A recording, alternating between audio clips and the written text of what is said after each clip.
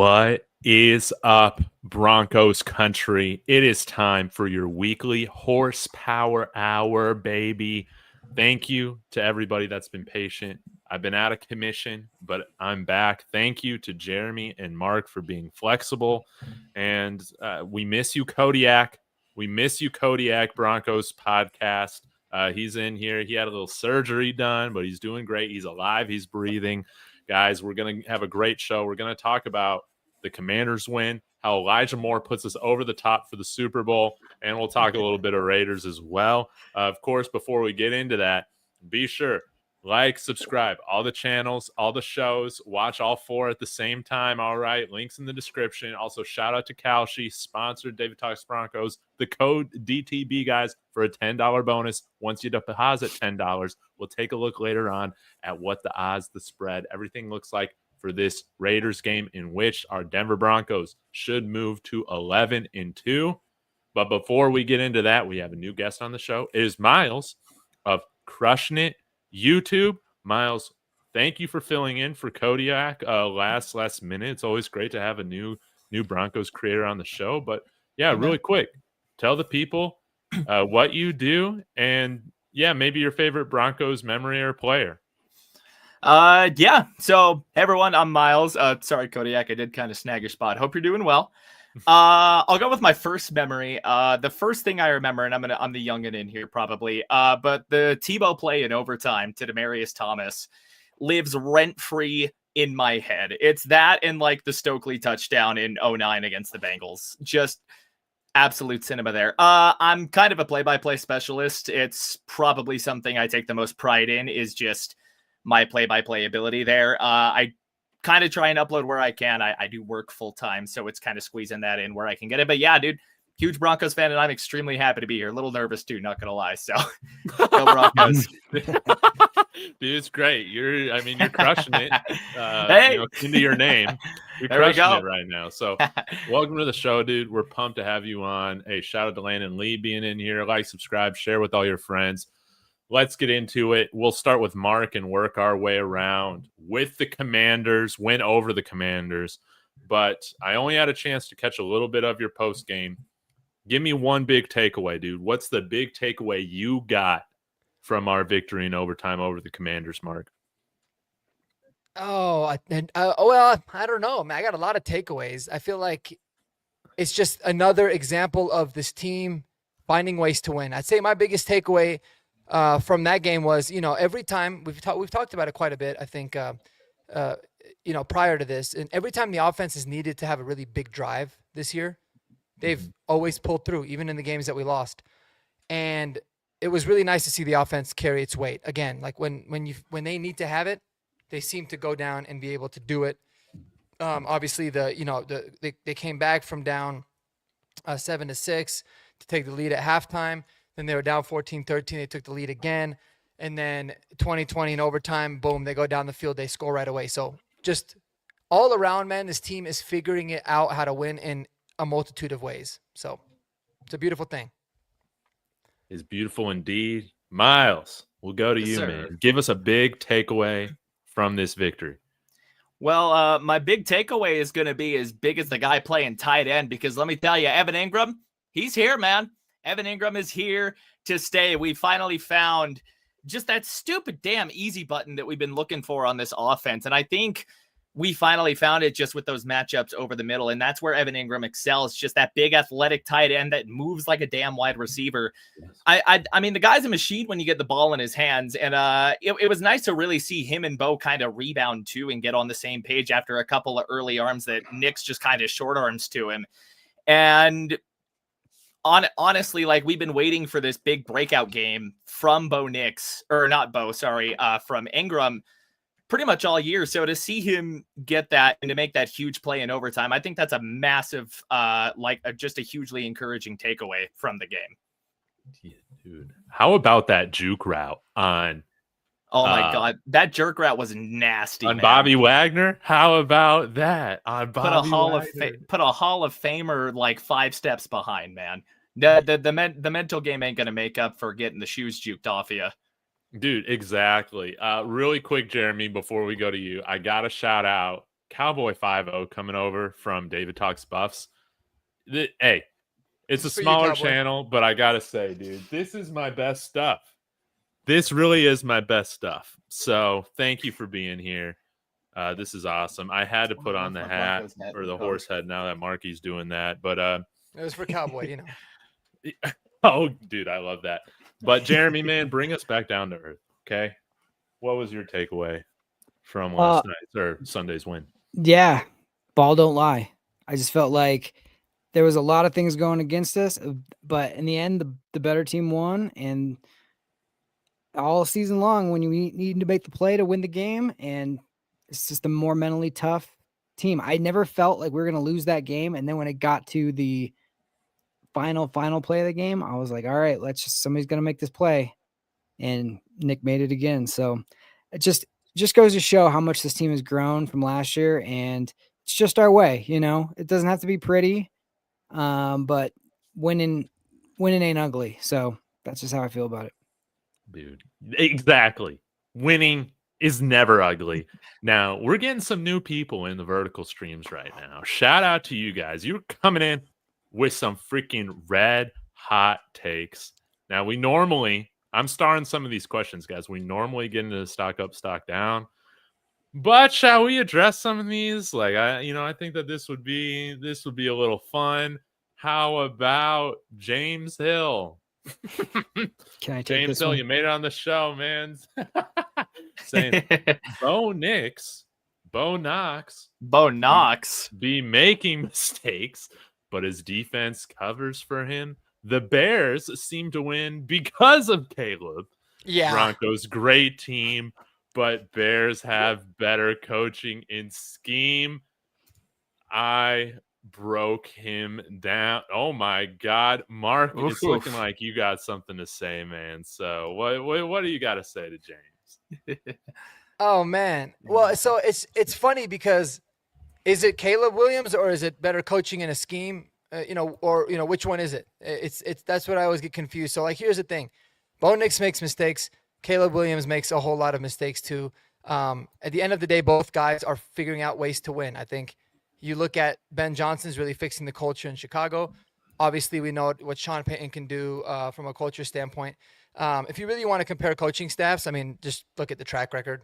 Sorry, kind of is what it is. But, Ben Johnson hasn't really proven anything as a head coach.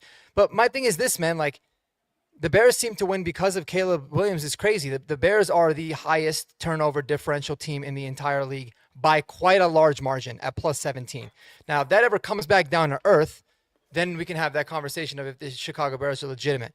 Another thing that makes Chicago Bears very legit is not the run game with DeAndre Swift, but my guy, Kyle Monangai, who I was dying for 6 months for the Broncos to get. But they have a wonderful run game. I think they do a really good job. So again, man, like Caleb Williams can be really good and Bo Nix can also be very good. I don't know why we have this whole notion of like one has to suck and one has to be really good. Like I complimented Drake May a couple of weeks ago and people were like weirded out by it. Dude, we had no chance of getting those guys. And I like it when all the guys do well. I think it's better for the league. So it's crazy, but to say that Bo Nix is winning because of his defense and Caleb Williams is winning because of himself. I mean, yes, is our defense better than Chicago? Sure, but plus 17 turnover differential, you're not going to lose a lot of games there, man. Yeah, Jeremy. Yeah, tell me you don't watch Bo Nix but have takes on Bo Nix because he had one mistake yesterday. It led to 3 points, and the defense really was the one that we had to stay in front because they weren't like holding their normal, end of the bargain. I could say on maybe earlier in the season, you could say that. But what's interesting and just to piggyback on what Mark just said, I think the 4 out of the 6 teams that drafted quarterbacks last season would, if they had the chance to pick quarterbacks again, and who would they pick? They would pick the player that they picked. I think Chicago, if they had the chance to do it over again, would pick Caleb Williams. I think Washington would pick Jaden. I think New England would pick Drake. And I think Broncos, who if they got their pick, they would pick Bo. I think they all like their quarterbacks. So it's not necessarily just like this guy sucks and our guy's great. It's just like, I'm glad you guys got your guy. I'm glad we got our guy. And I'll ride with my guy no matter what. And I'm more than happy to. If I got the first pick, I would take Bo right now. Dude, I got to tell you, man, the Bears, they're my like NFC bandwagon team this year. I've loved watching them play, and I think we're both winning games because of the quarterback and the defense, dude. Like you said, Marky. But Miles, man, you got any other takes on this?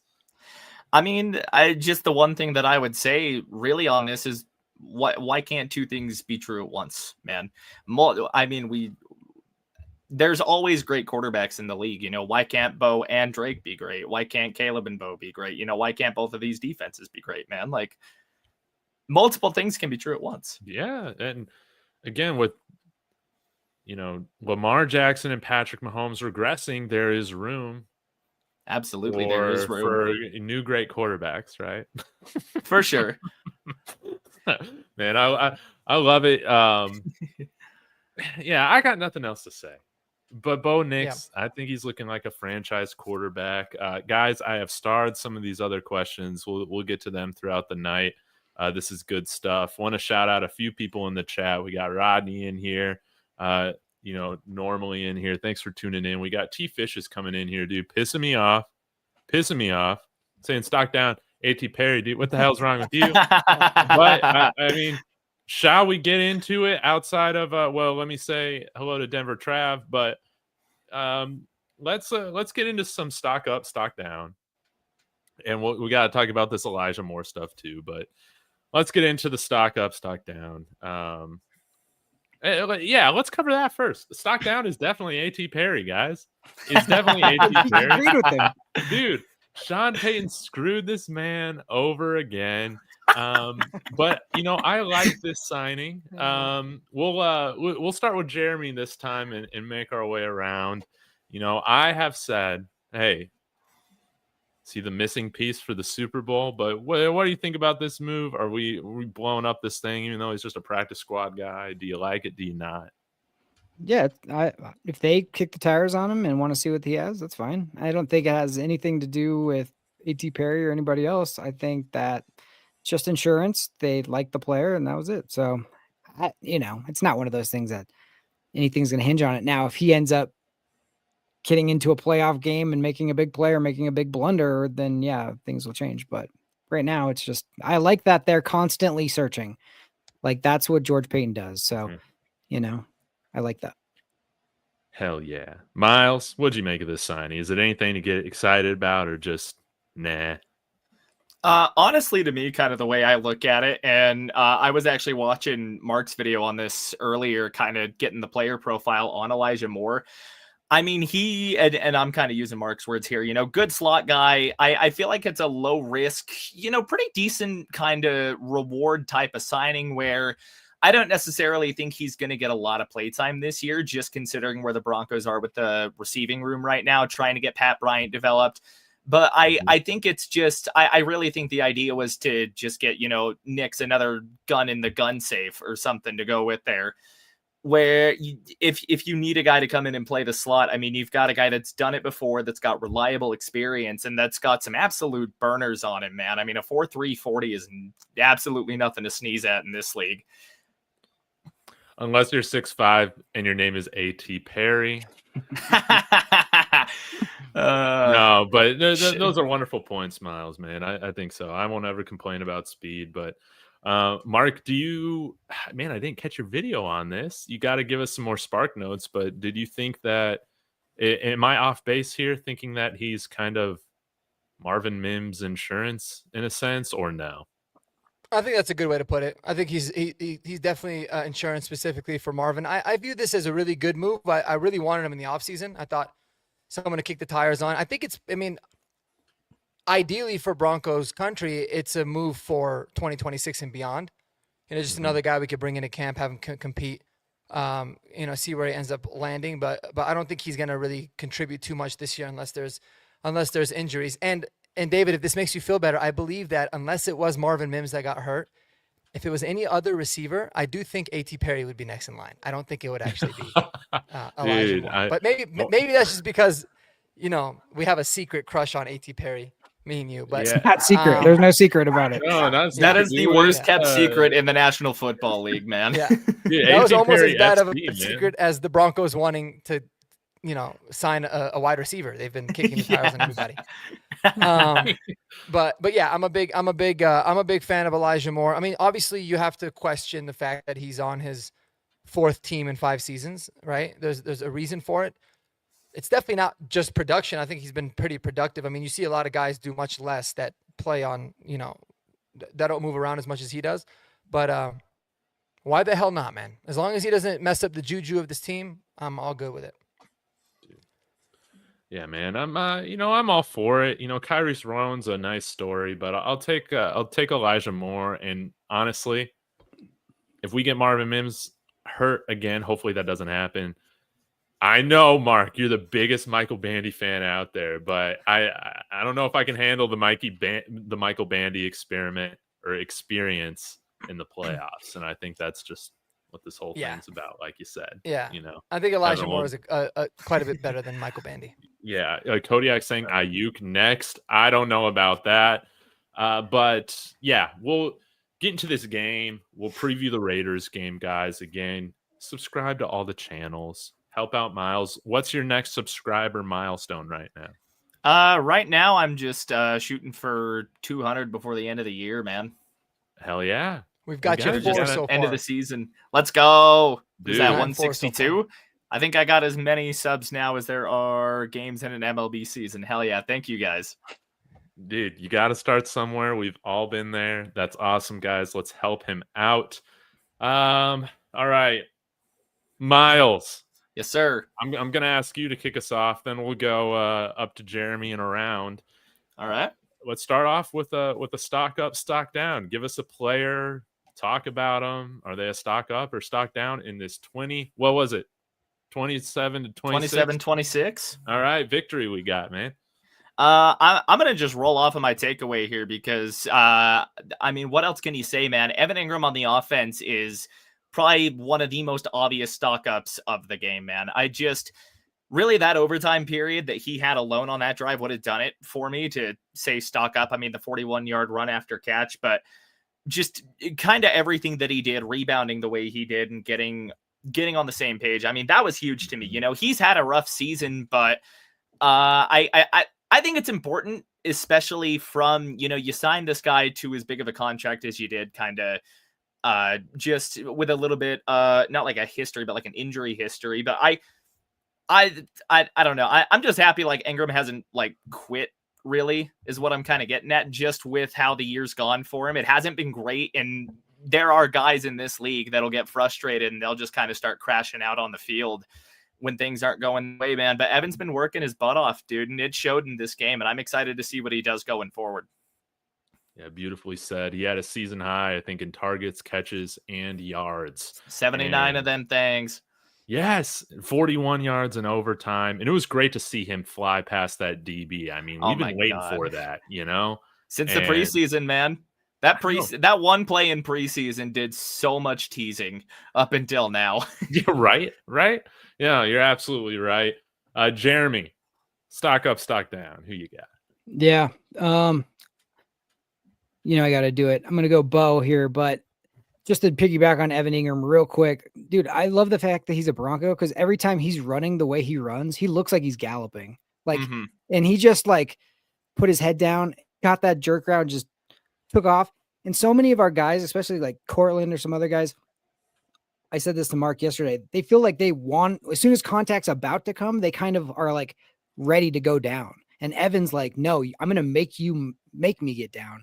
And he's going to run through people. And he got an extra 15 yards at the end of that run by not succeeding it, So I loved that effort. But the guy that delivered him the football, besides not seeing, the linebacker there, I thought he played phenomenally. And I'm sorry, but if Patrick Mahomes makes that throw, there's freaking Madden animations and everything else today. Like that throw that he made, falling down and delivering it right to Cortland was a thing of beauty. And it's just arm talent, everything you want to see, stepping up in the pocket, avoiding the pass rush. He's done such a good job of just like getting out and then looking upfield and just delivering strikes. Mhm. And when it came to overtime, he was calm as a cucumber and just methodical. Four passes, 5 plays, 71 yards, touchdown. We're up 7. Defense make a stop, and we're going home a winner. And that's what happened. So I love the way he played, and it's just stacking more and more wins. And he's one now away from the all-time record of the franchise record of John Elway's record of fourth quarter comeback from behind wins. So it's an amazing thing that's where we're at right now. And people are going to complain that we don't win by more or whatever, but it's like, I'd rather have a guy battle tested and not afraid of anybody than look what happened when we played, Seattle in the 2013 Super Bowl.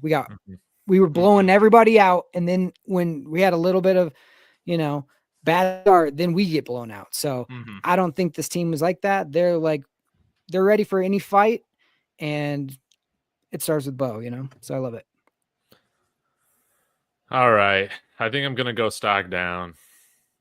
I hope you guys disagree with this because that would be pretty interesting. And if you do disagree, feel free to butt in. Pains me. But the crackerback, Riley Moss, stock down. I knew it was coming. Stock down. Bro, Big I disagreement. was so proud of you. I knew No it was flags coming. on third down. I want to get on here and talk about stock up Riley Moss. Good Lord.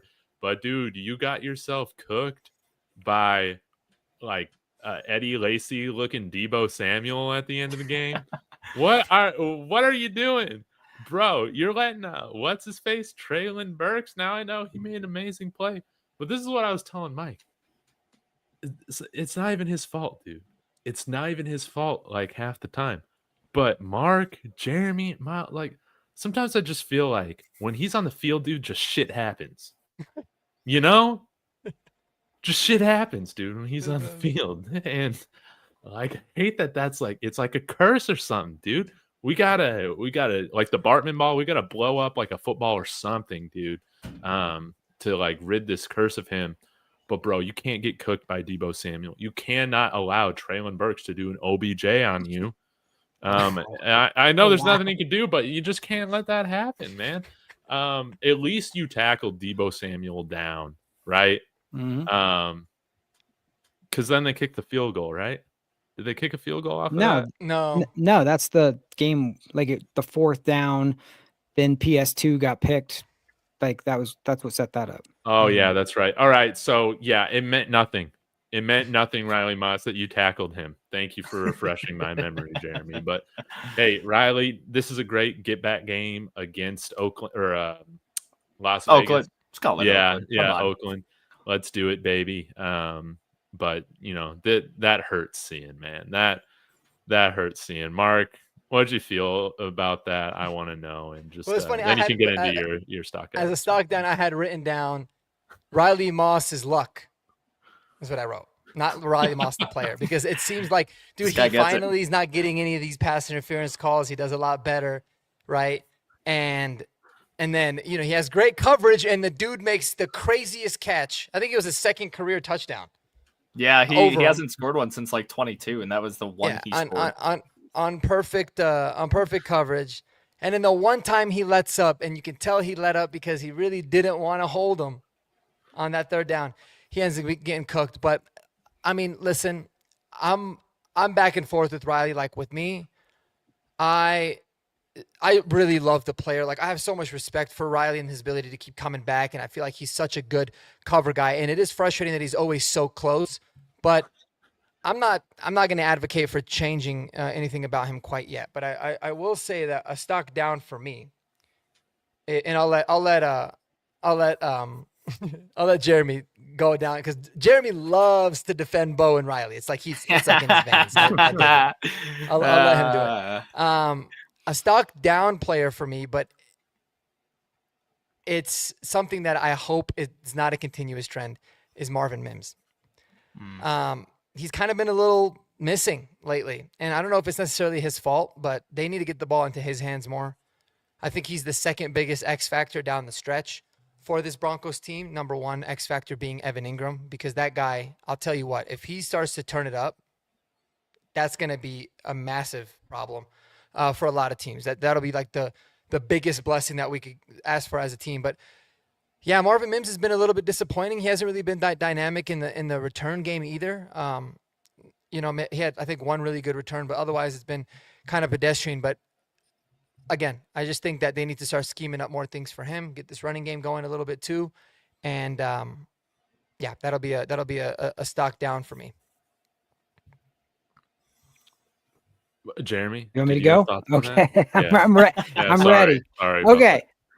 All right. A few things. PS2 had a illegal contact penalty that directly resulted to a first down earlier in the game. Nobody cares because it's PS2. Yes. PS2 gives up the touchdown at the end. It was a 100% illegal pick. But if that would have been Riley, they'd be like, you gotta, morph into somebody else and do something It's else. true. It's freaking BS. Two, he made two amazing PBUs down the field, both on the right sideline. One where he just came in and just grabbed the ball and took it out. I thought he played a phenomenal game up until that one play. If you go back and look at it, Debo grabs him and yanks him back. He did stop to look for a quick second, and that's when Debo grabbed him, yanked him, ran by him. He still made the tackle, which it did matter because I feel if they score that easy one, they can there's one play at the goal line. But when they got to their fifth play at the goal line, they had used up a lot of their stuff that they wanted to do. So I was definitely a huge tackle. And the Treylon Burks one also grabs, go back and watch, grabs Riley, pulls him down while lifting himself up to get up for that. And that's just an amazing catch. I'm sorry. Sometimes you just got to clap your hand and be like, touche, my friend. Bo made an amazing play. Then Treylon Burks made an amazing play, but you could, if it wasn't Riley Moss, people would have been like, yeah, but this and that and the other. But because it's Riley, we got to more and more we talk about. I just want to remind everybody who's anti-Riley, just remember what happened last season when he went down for that month. Levi Wallace went to shambles. Thank you. Yes, Levi Wallace. Exactly. That's all I have to say. We could have Damari Mathis out there, in another universe. That too. It could be worse. Much worse. I mean, the man's a competitor. I feel like to be opposite PS2, you have to have such a crazy personality to be like, I'm going to get everybody's best, because it's like, I'm going to get the most balls. I'm going to get the most everything. I thought he did a phenomenal job of not using his hands, not being as grabby. I think he played well. I mean, even Aqib Talib says 50% of the balls thrown at you are going to get caught. That's just the way it goes. Just don't try to give up a big one. And I thought he played really, really well, but it was the timing. It's always the timing. It's always the timing. That's the frustrating always thing the with him. timing. He'll never get burnt when we're up 30 points or in the first quarter. It'll always be on 3rd and 25 on a very important drive, and he does something. That's I think that the annoying part. But I'm right there with you. All right, Miles, back to you. Do you got another player you want to hit on? Man, I saw somebody mention it in the chat, but I'm gonna jump in with a bit of a wild one here, man. I think we got to give our props to Crawshaw, man.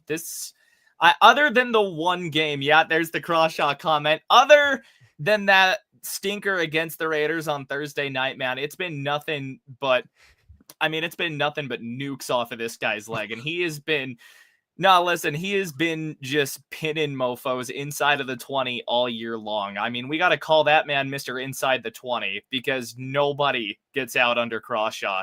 I'd like to kind of double that off too, throw an honorable mention in on that dude. JL Skinner is just a monster as a special teams gunner. JL Skinner is, dude, he is somewhere between, I don't know, if a torpedo and a heat-seeking missile had a kid, that is JL Skinner on special teams. Mm-hmm. Yep. Dude, I love the call out for special teams, man. Yeah, respect to Crawshaw. I saw he's leading the punters in Pro Bowl votes as well right now. As he should be. It's that mustache. I mean, dude, that's franchise punter when you're Pro Bowl your rookie year. That's what I'm talking about, baby. Yeah. So Crawshaw Hall of Fame candidacy starts now. Yes. Okay. Jeremy, who you got? Stock down. I'm gonna go. Let's see. I'm gonna go first down run defense. Like we were way too soft in our run defense all game long. Just them getting to like 2nd and 4, 2nd and 3. It was just like made it way too easy on them. And then also to not like respect Marcus Mariota's legs, because it's like that's really what he brings to the table. And over and over and over, he was scrambling for stuff on 3rd down and just keeping stuff alive. He played a phenomenal game. I'm not discrediting him at all, but I just felt like that was the one. There was a little. I felt like we were just so worried about getting beat deep that it allowed them to get these long drives and maintain this stuff. And I would have liked a little more of just when we wanted to stop the run, we did. Like when it was like we knew they were going to run, and we know that, they knew they were going to run, and we knew they were going to run. It was like loss every time. But it was just those first down ones that were just like over and over. And now you're like, and then we'd get a stop on 2nd, and then it'd be 3rd and short, and then they'd find a way. So I just didn't like that. I thought our defense was going to show up a little. It felt like our defense was a step behind. And it's a road game on the East Coast after a 2-week break. So I'm not trashing them or anything, but that was the one thing I didn't like. I think that's totally fair, man. As Kodiak's saying, dude. Chris Rodriguez, total scrub, dude. He was cooking us, dude. He was cooking us. Yeah, our defense, lackluster performance from them, just with the entire offense. But I'll go stock up with this one. And again, Mark, I always got to give you credit for always putting this in. I forget if the Discord was around then or not. I don't remember. But guys, join the Discord. You can join in my join thing, membership, or you can use the WAP, but you get a discount doing the membership on YouTube. Get in our Discord. But Pat Bryant, dude, you're the first one that said, you know what, Pat Bryant, Sean Payton kind of guy. And he had an awesome game, man. Slant God. Got 3 receptions, 42 yards. I would like to see him featured more, but did get 7 targets. But big stock up. I'm loving what we're seeing. I do have a question for you specifically, Mark. Would you be okay if the Broncos punted on wide receiver for other positions if they plan on making Pat Bryant? Does he have wide receiver 1 upside? I guess that's what I'm asking. Yeah, 100%. Now, when you say punting on receiver, you talk about like first round or entirely? Yeah, like first round, and you're not making a move for Waddle. Oh, yeah. I would be okay with it because I think for us, we need better talent at the tight end and running back positions way more than wide receiver. Like our wide receiver room is not that bad. A.T. Perry is a starter on 25 NFL teams, David. All right. Why hasn't he been picked up? This is the biggest mystery. And he's on our practice squad, bro. So, no, I like I said, can we upgrade everywhere? I mean, you can always upgrade the roster, but I genuinely do believe Pat Bryant has wide receiver 1 upside, especially in the way in which Sean Payton wants to utilize his guys. I just think he's incredibly good. I love that we've been utilizing him and featuring him more. And I think we need to keep doing that. No doubt about it. Mm-hmm. Yeah. I mean, I just think, and I really do believe he's just scratching the surface. Like, dude, when he took off on that slant route, dude, his speed off the line, his speed catching the ball. What do you run, like a 4.58 or something like 4.6? that? Everyone was freaking out. Whatever, 4.61. Dude, it's funny because if we took him in the 5th round, where everyone was saying that we should have taken him, then I think he would have gotten a little bit more hype. But because he was overdrafted, right, in the 3rd round, he's got. I think even if you wait until the 4th, I mean, I think you get a lot of people that would start calling it the steal of the draft. I thought Bryant was fine where he was, where we got him. I really did. Yeah, absolutely. And if he turns into a wide receiver 1, you'll take that every single time in the 3rd round at pick 70. Yeah, Mark. Okay, who do you got? Ooh, I got okay. So I just stocked down last time, right, with Mims. So I'll do a stock up this time, and this might be a little bit unpopular, but I've got two of them that I'm feeling, and they're both in the run game. And then I got to stock down in the run game. So we're going to talk about the run game a lot. Yeah. Stock up number one is RJ Harvey, and I'll tell you why. It's not like it was the best game from him overall. I thought he did some good things and bad things. I did a film review on him. I still feel very optimistic about RJ Harvey, but man, let me tell you, he was pass blocking his ass off.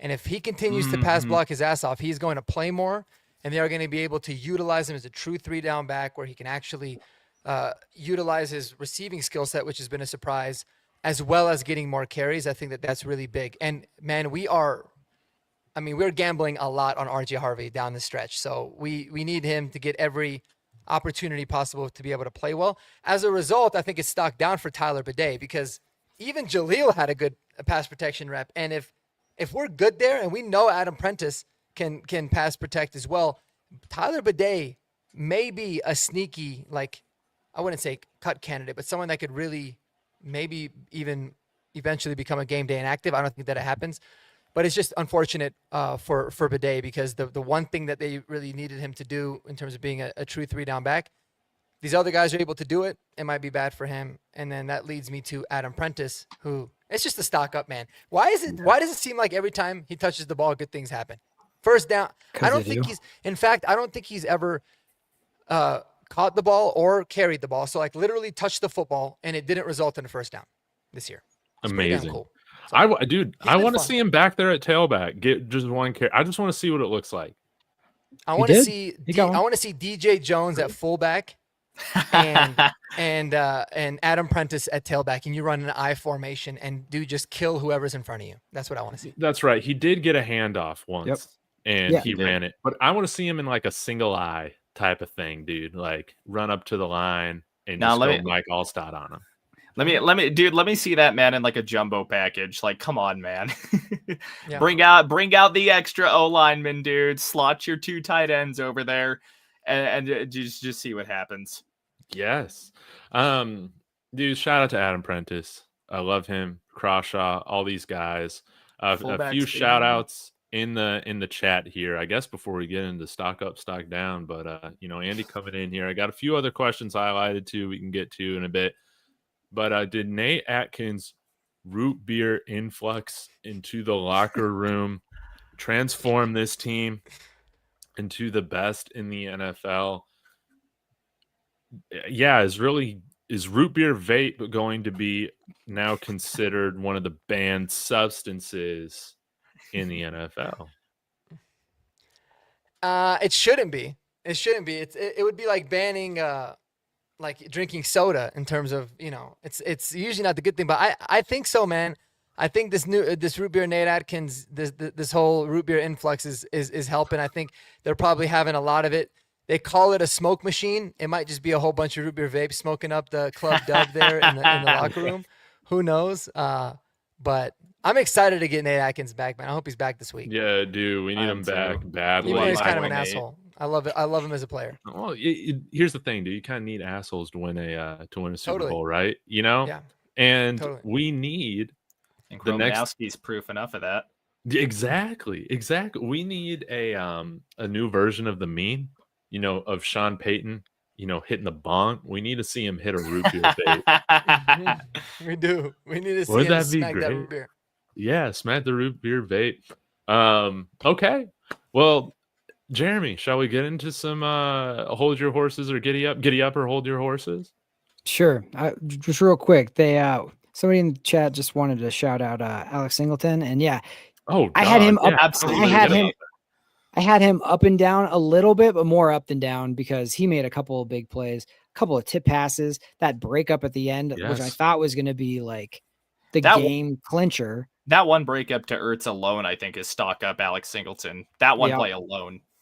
Yep. No, I thought that was clutch for sure. Go ahead, Mark. Dude. There's people that get like literally their tubes tied and they're out of work for a week, right? They need March Madness. This dude had a full operation to remove cancer, and he played like less than a week later. That's pretty damn impressive, man. So just that toughness, but he's a great guy. That's a great shout out by DSW there.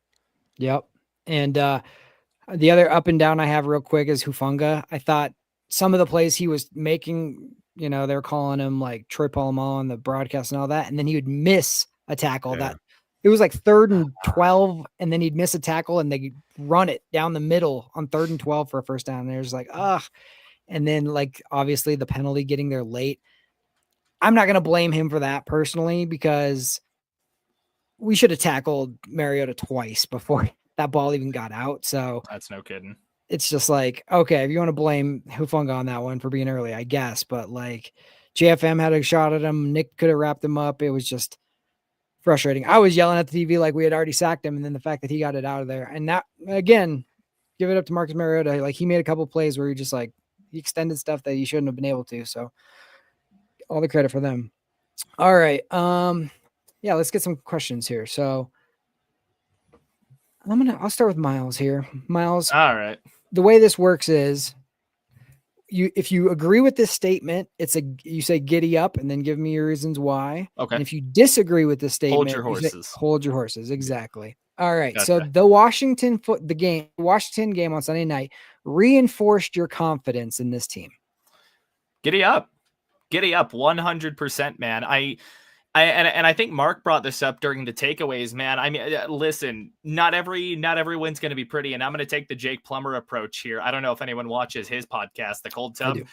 The absolute banger, first of all. But there are no ugly wins, in this league. There are some conventionally unattractive wins, sure, but when you've got a team that can win in, I mean, how many wins do we got now? That can win in 10 different ways on any given Sunday. That only reinforces my confidence, man. If the defense is having a bad game, the offense is going to come in and pick them up. If the offense is having a completely, nitro dirt day or whatever, defense is going to be in to pick them up. And even now, like, we're starting to see, we've had some kind of flashes out of the special teams, good and bad, but it feels like, like the coverage has been a little more consistent on that end as well. The tackling on the special teams has been better. We're still waiting for that big bang play from Marvin Mims at this point, but I think we're due for it, man. So, I mean, absolutely giddy up. I am confident as hell in this team. Yeah, it seems like every week, no matter what happens, it's like a Rorschach test, and like the national media sees one thing and then Denver Broncos country sees the exact opposite. We all are like, hey, that just reinforced the fact that this person's clutch and we're mentally tough and we won again. And it doesn't matter if we come back. And the other thing was like, well, yeah, but you barely win. But then all these other teams, they'll lose to somebody they're not supposed to lose to, that they're heavily favored on. The Rams just lost to Carolina, and they were double-digit favorites. Well, and my thing about this too, I'm going to go on a bit of a rant if y'all are okay with that. Where was this energy last year when the Chiefs were barely winning all these one-score games on their road to the Super Bowl, man? Like, everybody is willing to, glaze the piss out of Mahomes and the Chiefs there for squeaking by all these games. And they played some one-score games against bad teams last year. Everybody's going to do it. So why is now the energy so much different when Denver does it? Is it just because we're supposed to be bad? Like, I swear to God, the media is unwilling to be wrong on the Broncos. And every week, and this is why my confidence is so steadfast in this team, let them hate, man. Let them hate. Exactly. It tells you a lot about a person if they're not able to admit that they were incorrect about something. And it seems like there's a lot of people that are holding on to pre-draft Bo Nix takes, Sean Payton takes, like preseason prediction, season record predictions, whatever it is. They do not like seeing this team. And then they got to make up reasons why the thing that they said isn't actually incorrect. It is incorrect. So just be a grown up and admit it. That's fine. But you know what? We've talked about this a lot, and it's like, I like this team not being talked about. We're better that way. So keep it up, actually. All right, let's go. David here. Okay. I want you to, let's see. Sean needs to completely forget about trick plays until next season. No, I'm gonna hold your horses on this one. I don't know, man. It's just part of every routine.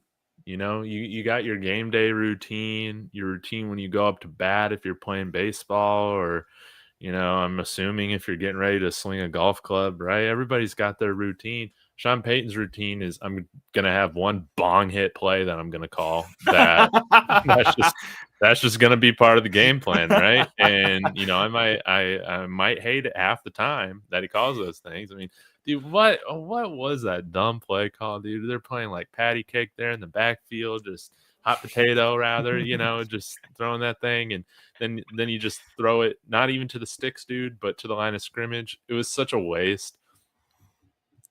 But I think that's what Sean Payton needs mentally coming in the game. Say, you know what, I'm in my bag, right? And call a good game, man. Yes, the offense has been inconsistent, but we scored 27 points on Sunday, and I'm not really going to criticize too much of what Sean Payton was doing outside of maybe a little bit more Marvin Mims. I don't mind one dumb play call. If that's the only thing I'm pissed off about, you called a great game.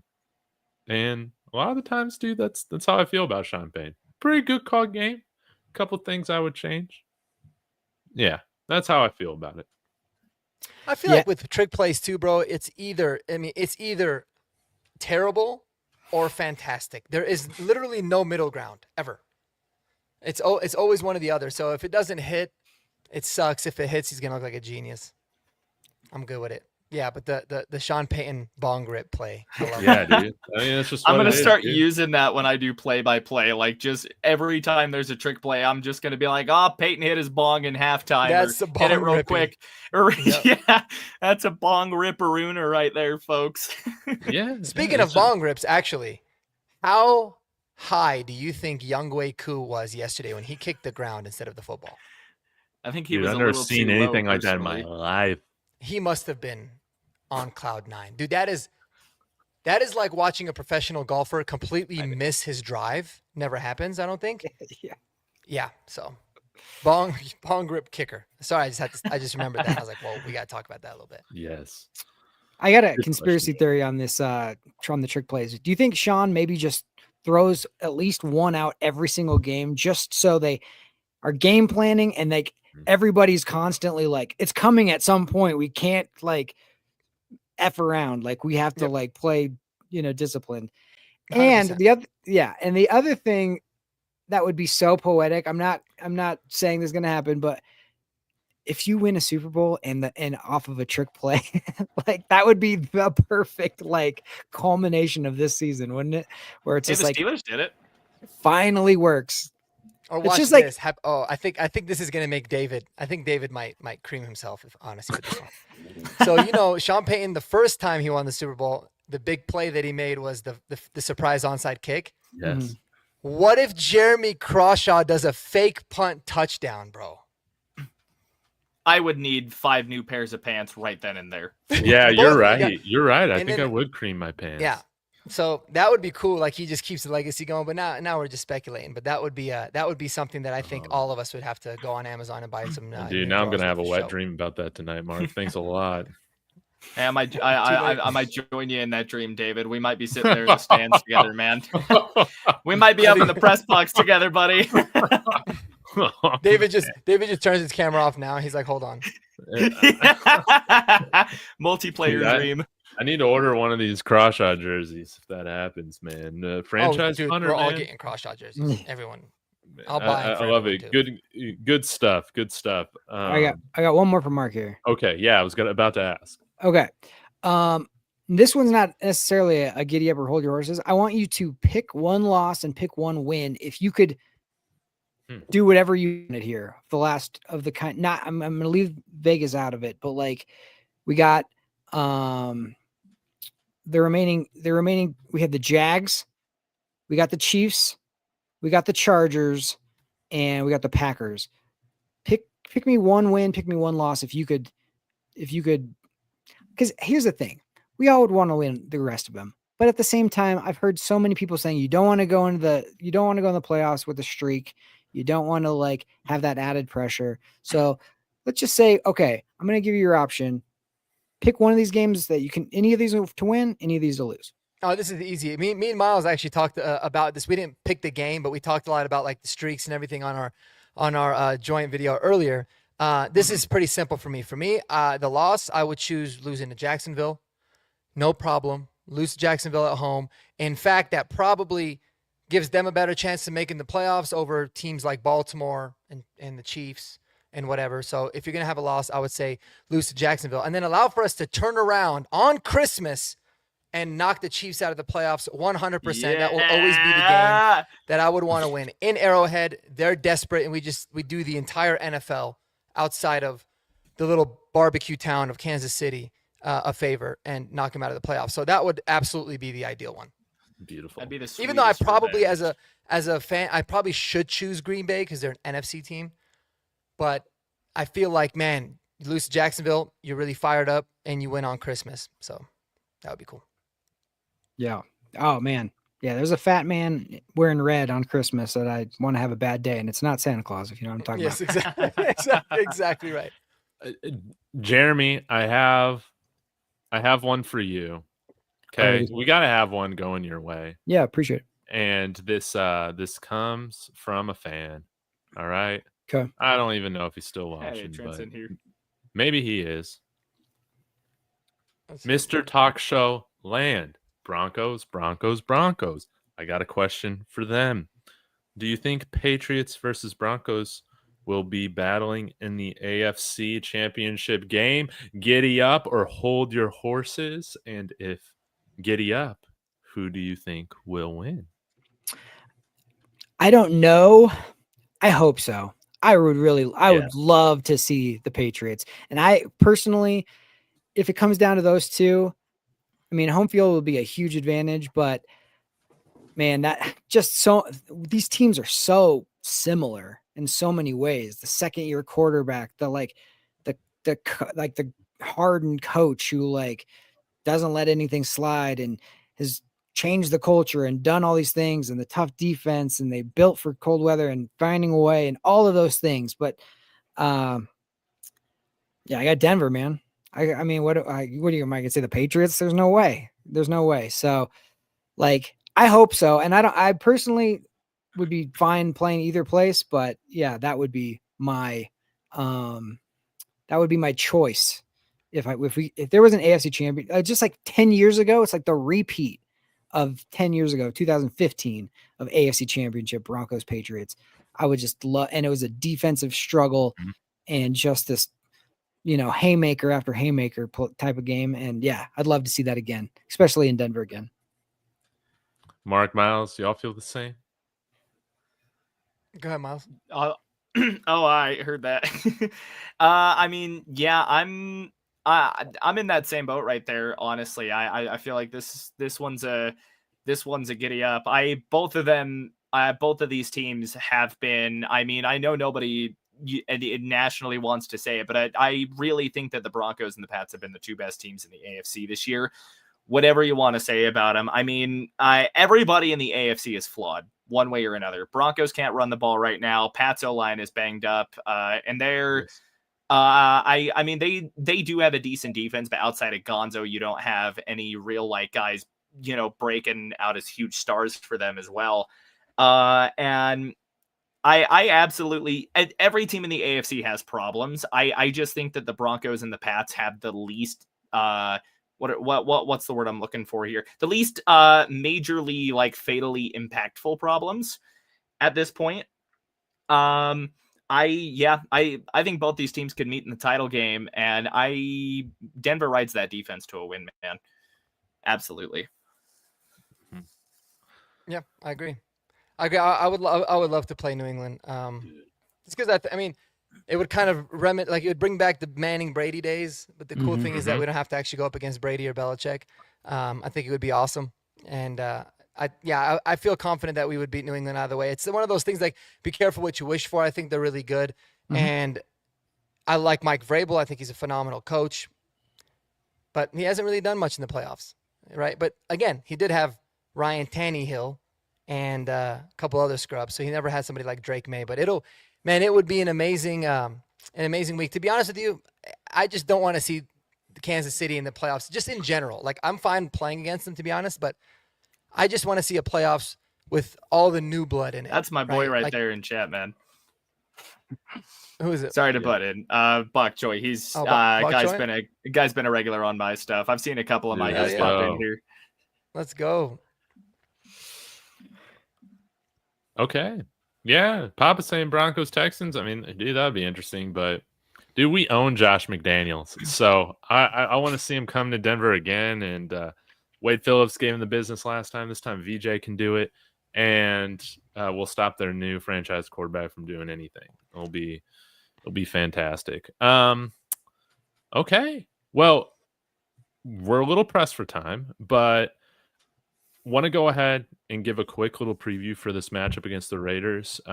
We'll take a look at the odds here in just a minute, but you guys be thinking of one thing you want to see, whether that's a player performance, a position group do something, the team do something, what you're looking forward to against this, this Raiders team that is, dog shit. So, I mean, we better win, man. They suck, and we better beat them by more than like 3 points. So, hey, shout out to Kalshi. Code DTB, guys. $10 bonus once you deposit $10. Right now, the spread on Kalshi is Denver by 7.5 points at 51 cents. So, I'm going to do my play of the week. Going to put a little bit of money down on here. And hopefully, kind of double my money, $3.17 and $6 or whatever. So shout out to Kalshi sponsoring the channel. And like 7.5. This is a game that we should win, that we should dominate. We can't come out. I'm sick of this narrative about this team playing down to their opponents. It's very true. Now, we won't have to worry about that in the playoffs because everybody should be good unless the Steelers make it. Right. But this is a team, man, that I'd like to just see us go out and whoop. Mark, we'll start with you, work our way around. But what's one thing you're looking for in this Broncos Raiders matchup? Yeah, I'm looking for us to blow them out. I think there's no excuses in this particular matchup. Last time it was like, we had the wind and you had the short Thursday night game against an opponent. I mean, you had a lot of things kind of in there with Kansas City, lurking in the background. You could always kind of make a little bit of the excuses. I mean, division games are always close on Thursday nights. Not this one, man. The Raiders are down and out. They've all booked their Cancun tickets. I would like to see them absolutely blow them out of the water. But really, the main reason for that is because I want to see us have 40, 45 rushing attempts, man. I just want to see us running the ball, building that identity there. Getting JK going, getting Jaleel going, getting this run game going. So that's really what I want to see. But I do feel confident that this should be a nice I wouldn't say easy win because I don't think they're ever easy, but a comfortable win. Hopefully, my blood pressure could definitely use it. I could tell you that. Yeah, and as Dom is saying, we really got to beat the Raiders off good. I don't know if I would phrase it like that, but I feel this. You put the off right after beat, and then it's a wholly different. Maybe finish them off good. But I'm right there with you, Don. Dude, I love it. What movie was that? He's like, I will beat your dick off. What movie is that? That was the best line. I will beat your dick off, man. He's like, what? I'll beat your dick off. Hey, shout out to the Bills. Copers in here. I love this. Might be the worst 10-2 team I've ever seen. Let's freaking go. Hey, but they have seen us. Yes, that's right. And hopefully we're the worst Super Bowl champion you've ever seen as well this year. Something Buffalo can't say. All right, crushing it, Miles. What's one thing you're looking forward to in this matchup? Turnovers. I want them hot and fresh out of Geno Smith's hand, man. Riley Moss is going to get his pick this game. I'm calling my shot right now. Riley Moss is getting his this game. Go. Pat's going to get one. Someone's going to get a strip sack. I don't care. The Broncos they're going to come in a little pissed off about the last game. They always say they don't hear the noise. They heard it. They want to make everybody just shut the hell up for a week. That defense is going to go in looking to snag the ball, dude, and just do whatever the hell they want to the Raiders offense. Mm-hmm. That's what I'm looking for. Mm-hmm. Wonderfully said. Jeremy? Yeah, we owe this team a whooping. Like we beat them on that Thursday night, but man, that was one of those games where everybody had to whine and complain afterwards. I don't want to be hearing about that next week. Like I want to just go and handle business. And the guy that I'm really looking forward to is Jade Barron, just enveloping Brock Bowers again. Like he got that pick. I think Gino's going to get frustrated, just going to start forcing some stuff. And he almost had a game clinching pick this last game. So he's going to be chomping at the bit for that one. Shut down Genty, get to Gino, and just like put your foot on their necks and just don't let up. Like that's what I want. I want this. And I mean, the Raiders are in just dump mode at this point anyways. So Max Crosby's like the only guy that's going to be given full effort because that's what he does. But so yeah, we just owe them one. And I want this to be, we got a tough 4-game stretch after this game. So I want this to be like a statement game. Wonderful. Yes. What I'm looking forward to is we had the Cleveland Browns put up 10 sacks on the Raiders. We should be pissed off. And that's right, Ninja Turtle, dude. Yeah, I'm using we. Because I'm a real fan, dude. I'm not like we're not like any of these fake guys just saying, oh, the Broncos. Dude, look at our background. Look at what we're wearing. Come on. I might change my name to dude. Power Ranger Mark. Yeah, that's right, dude. We're part of Broncos country. We are Broncos country. That's right. Whatever lame fan base you're a fan of or whatever, dude, it ain't Broncos country. So, yeah, we should be offended that the Browns put up 10 sacks, and we should look to go and beat that so that we can break the all-time record for most sacks in a season. What is it, 73? We only had 2. I think 72, yeah. Oh, 72. We only had 2 sacks against freaking Marcus Mariota. That was my biggest disappointment. We could not tackle that man. We got to make Geno Smith contemplate retirement after this game. That's like what I want to see. So, yeah. Contain Max Crosby, and then we have our guys just go Max Crosby on them. That's what would be really, really nice. But, guys, Broncos are going to win. Jeremy? Quick question. Quick Ninja Turtles related question. Who's your favorite Ninja Turtle? Real quick. I always find this interesting because it's a personality. I'm kind of Donatello. I used to mess with Donnie. Oh, all right. Yeah, Nice, who was man. the one that talked shit to Oprah? I like him. Oh, that's right. I totally forgot about that. Yeah. He's a bro in my book, that's for sure. Dude, if you guys don't know what I'm talking about, just go watch Ninja Turtle on Oprah and the reaction of those kids, man. That was just insane, dude. They were dropping all these sexual innuendos, dude. It was horrible. I know Alex would be a big fan of it, there in the chat. So he loves that. Yeah, dude, butt hurts so easily, man. That's how you take it, man. I appreciate you stopping in, Oh, Cowboy, we got some Cowboys fans in here. They're elite. Let's go. Congrats on beating the Chiefs. Raphael. Did any of you guys watch Street Sharks? No. What was Street Sharks? That doesn't ring a bell for me. It was like Ninja Turtles, but sharks on rollerblades. It's like the Temu Ninja Turtles. Yeah, Okay. yeah. But dude, I love Street Sharks. Dude, I had all these little like action figures, and Sethoid, dude, I do love you. I'm sorry I'm not highlighting your comments, man. I just missed them. Yeah, man, these vertical streams are different, dude. I know. Yeah, we're getting distracted. Honestly, they're fun though. Like some people come and troll them, but I'm like half the time I'm dying laughing. I know, dude. I know. It's funny, man. But mark my words. Remember how the Queefs turned it on in the playoffs? These guys thrive in pressure. Come December and January, get ready for extreme T-Rex domination from this team, unless they play the Broncos, baby. That's a dude. There's a new king in the division, man. And remember, Bo Nix or Patrick Mahomes regressing. Bo Nix ascending. That's like the theme of this year. Yep. They've had some pretty good pressure on them so far this year, and they haven't exactly thrived. So I don't know. Yeah. Last year was last year. This year's this year. So we'll see. Well, and for people to go check this out. I might do something full on this, but like go look at the 2013 Broncos. We shattered all these records, right? Obviously, we ended up getting blown out in the Super Bowl. Go look at our record in games that were 7 points or less. and you'll realize that we were 0-3 the entire season in those games. Everything else was just a complete blowout. We weren't calloused, and we absolutely got demolished. And we didn't even look that good in the playoffs that year either. But we ended up getting demolished. And I think Aqib Talib was talking about that too. He's like, I wasn't on the 2013 team, but one thing I knew was in 2015, it's like, man, we had our bad games. We had a bad game against Cleveland. We went to overtime against Cleveland.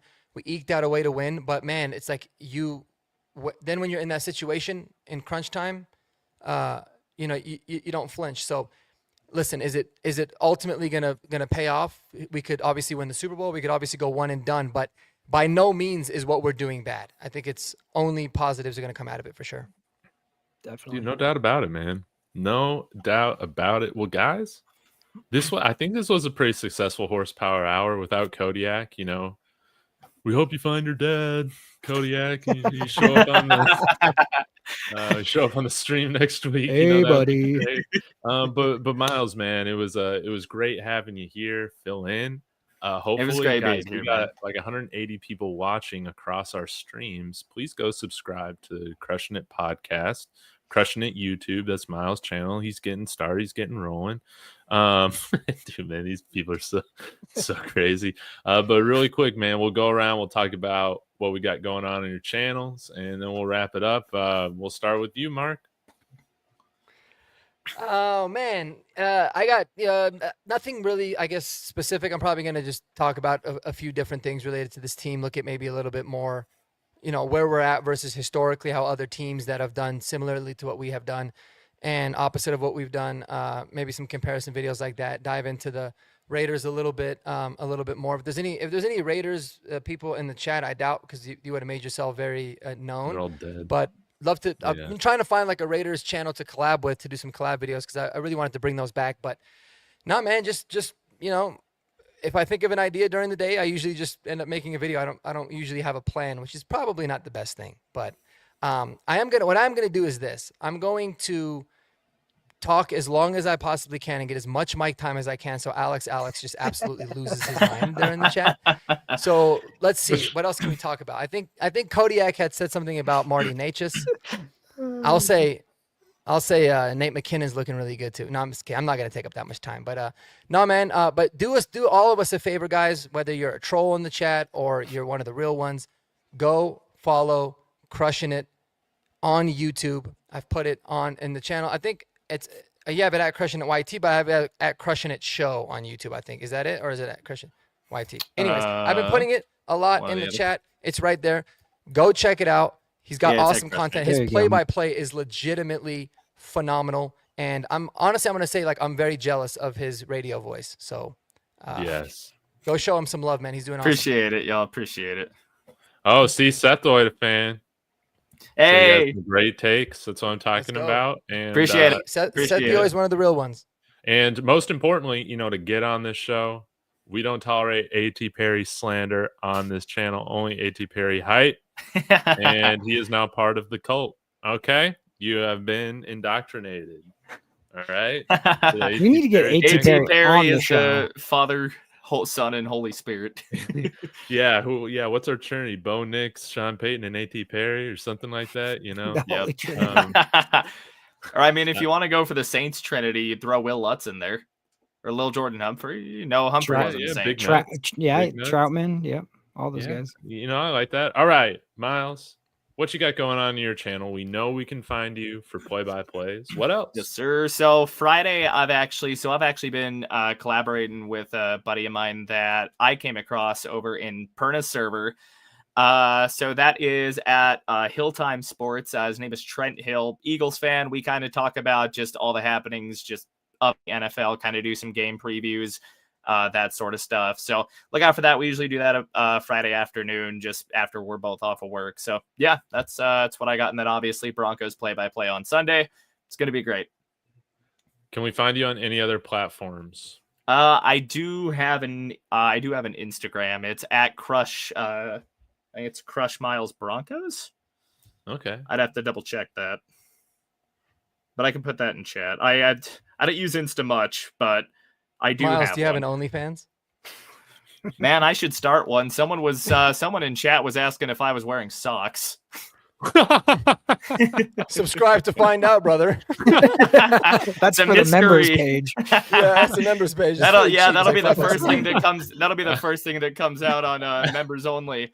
Alex yeah. will probably be there for that. They're They speculating do. a Let's little go. bit. Yeah, we know Alex will buy the premium content. You'll love to see it. But Miles, man, thanks for being willing to come on last second.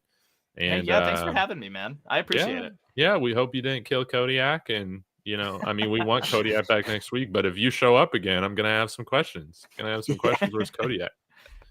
Exactly. Don't say nothing. Oh yes, Kodiak Andy's somewhere got selling it. feet pics.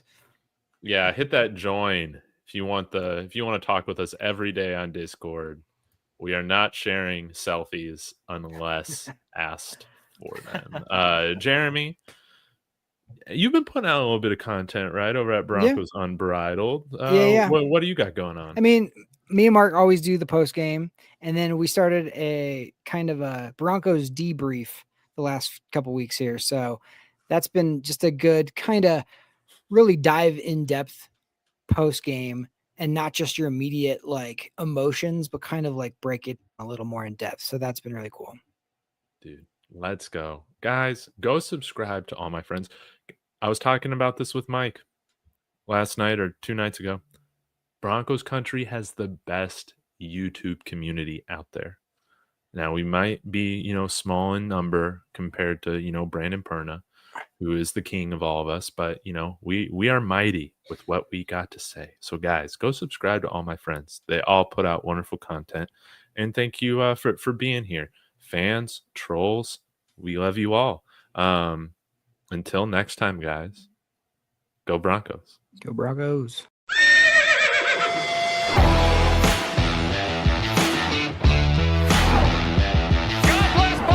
That sacrifice is grabbed.